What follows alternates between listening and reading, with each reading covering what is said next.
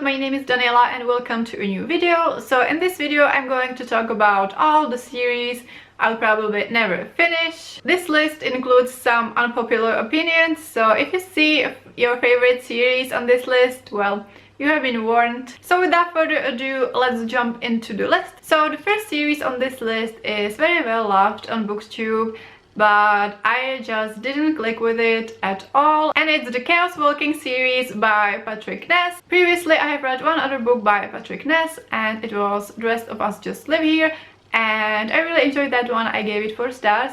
So I thought that I would enjoy other books by Patrick Ness as well, so it was one of the main reasons why I picked it up. Also, I've heard amazing things about it, but it didn't really work for me. So this is a young adult dystopian series that is on the younger side of young adult, and we follow Todd, who is the only boy in the town full of men, and there was some kind of disease or something, and basically everyone can hear everyone else's thoughts. And Todd is about to turn 13 or 14, I don't remember exactly, and basically he knows that something big will happen on that day to him and that it won't be anything good. Then on the outskirts of the town he meets someone very unprobable in that town, and that is a girl. And one thing leads to another and they are forced to flee the town. So basically Todd and this girl set up on a journey, and you know, the people are after them, and that's the plot of the whole book. So the main thing I didn't like about this book is that it was very miserable and hopeless. There were like very small parts of the book where things were looking up, and then it was all miserable and hopeless again, and then we reached the ending and I was so frustrated and disappointed. Yeah, I mean, I know it's only the first book in the series, but I just had enough, because you know, the world might be interesting, but it really isn't enough for me to go through a similar experience again. So yeah, although I am a little bit intrigued by the world, I won't be continuing it with the series because I didn't really like my reading experience with the first book. The second series on this list is You by Caroline Kepnes. So the first book, called You, is very well known on BookTube, and it's also a TV series. So a lot of people know about it, and some people love it, some people hate it. I actually ended up giving it 3 stars because I think that objectively it might be pretty good, but it really wasn't for me and I didn't enjoy it very much. So this is an adult thriller, and in this book we follow Joe, who starts stalking this woman called Beck. They actually start a relationship, but he continues to stalk her, and yeah, he's really messed up. And yeah, basically all of the characters are highly pretentious, very unlikable, and just horrible. And I know that's kind of the point of it, but in my books I really like when there's at least one character that isn't totally horrible or repulsive, and yeah, it just, all the characters were horrible and I didn't like reading about them. Some people mentioned that as the book progressed, and especially because we were in Joe's head, it is told in the second person, that they started to feel sorry for him, and I definitely didn't feel sorry for anyone in that book. You know, I'm not saying anything like that Beck deserved what she got because of her behavior, because that would be victim blaming, so nothing like that. But yeah, I just didn't feel sorry for anyone because, or didn't feel like attached to anyone. So yeah, so there's that. Plus I heard that the second volume is not even that good, so that's not really a reason for me to pick it up, so I won't be finishing this series. Next we have Miss Peregrine's Peculiar Children by Ransom Riggs. So this is a young adult fantasy, I guess, about a boy whose grandfather tells him this story about a house for peculiar children where he was, and he has these creepy photographs of children with extraordinary abilities, and then the boy goes to Scotland, I think it is, and yeah, he basically wants to find this house. This book was so hyped.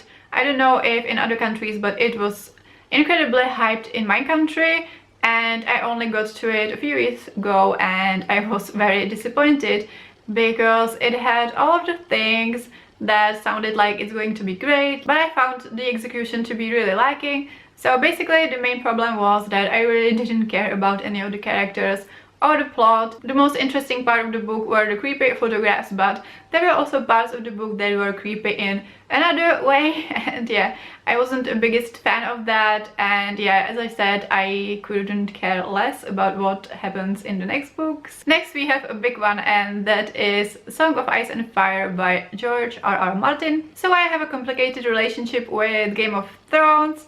You know, I love the world, I loved the intrigues, the politics, all of the stuff, but I really didn't enjoy all of the violence and stuff. So yeah, I watched the show first, and after a couple of seasons I was really into it. You know, everybody was talking about it, so I picked up the first book, but I soon realized that I really don't like his writing style, and basically in general I don't like reading books after I've seen the adaptation. And in this case I know there are quite a lot of differences, and I just don't like having to keep two separate versions of the story in my head. So I was not far into the first book when I realized that I actually am not interested in reading the series. So yeah, I enjoyed the series. I've seen season 8 and I'm pretty much done with it, and yeah, I'm pretty sure I won't be picking up the books in the future. Next is another series that is very loved on BookTube, but I think it's mostly because of the adaptation, and it's the To All the Boys I've Loved Before by Jenny Han series. So I read the first book. It is a young adult contemporary about a girl named Lara Jean, and I really didn't like the main character. I felt she was really naive and childish for her age, and she was kind of annoying. And in the first book there was a fake dating trope, which I have nothing against, and I really enjoyed it in some books, but in this book it really didn't make much sense.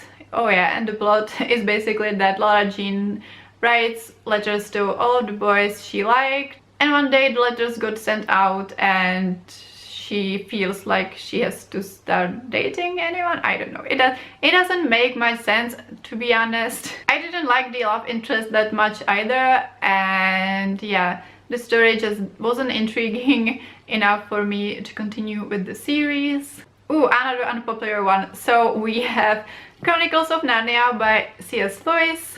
So I never read this series as a kid, and I only read it, I don't know, a year ago. So I read The Lion, the Witch and the Wardrobe, and I didn't love it. I didn't hate it either, but yeah, I mean, the world was okay, but I wasn't intrigued enough by the story. Also, for my taste, there were a lot of Christian references that were very obvious. I know it's for children, but like, it was too in my face kind of. Maybe I would have enjoyed this more as a kid, but yeah, I wasn't especially drawn to the characters either, so yeah, I don't really see a reason for me to continue with the series. Next we have Binti by Nnedi Okorafor. So this is a young adult sci-fi series in which we follow a girl who is selected to go to this amazing school in space, and something happens on the way there. I can't say much about the plot because it's really short, but basically I listened to this on audiobook, and unfortunately a lot of the world building stuff went over my head. So although it sounded interesting, it was really rooted in her culture, and the other world building sounded interesting as well, but I couldn't really retain it. And apart from that, there wasn't really much to the book, so there wasn't much substance apart from the world building. The character, I think, wasn't very much developed, and yeah, I just wasn't intrigued enough by it to continue. So, you know, I'm glad I read it. I gave it 3 stars, but yeah, I don't really feel any desire to continue with the series. Then we have another children's series, and that is The Time Quintet by Madeleine L'Engle. So I read Wrinkle in Time, and I really wanted to love it. It sounded amazing, but unfortunately I didn't end up enjoying it very much. So in the first book we follow a girl who has to like go to an alternate reality or something and basically save the world and her father. And there are these really interesting sci-fi elements about like how to travel in space. But apart from that, I didn't really like the characters. Also, the pacing felt really weird, and I wasn't the biggest fan of the writing either. So it was a big disappointment for me, and I think that the sci-fi elements just aren't enough to keep me interested. So I think I won't be continuing with the series. Then I have a couple of series that I feel on the fence about. I'm not sure if I should continue, but I know that I don't feel any great pull to read them anytime soon. And the first one of these is The Hitchhiker's Guide to the Galaxy by Douglas Adams. So this is a humorous sci-fi series for adults. So I read the first 2 books in the series when I was a teenager, and then I reread the first one a while ago, like a year ago, and I quite enjoyed it, but I don't think I'm invested in the world and the characters enough to continue, because the characters didn't feel very well developed. They were more like caricatures. I had actually owned the series for the longest time, and then again about a year ago I decided to unhold the whole series, so I can still read it, you know, borrow it from the library, but yeah, I'm just not that interested, although I think that the first book is pretty good, you know. I didn't hate it, but I didn't love it either. And the second series I'm very hesitant about is Illuminated by J. Christoph and Amy Kaufman. So this, you probably know, is a young adult sci-fi series set in space. In the first book we followed 2 teenagers. Their planet was attacked and they just broke up, and they managed to flee on 2 different spaceships, and basically something fishy was happening in the management. So the girl was a hacker and she was trying to find out what's happening, and then they started talking, and it was all very fast-paced and action-packed, and you know, I quite enjoyed it. There was a lot of online communication, which I like, and it was told in mixed format, so it was a whole experience to read the book.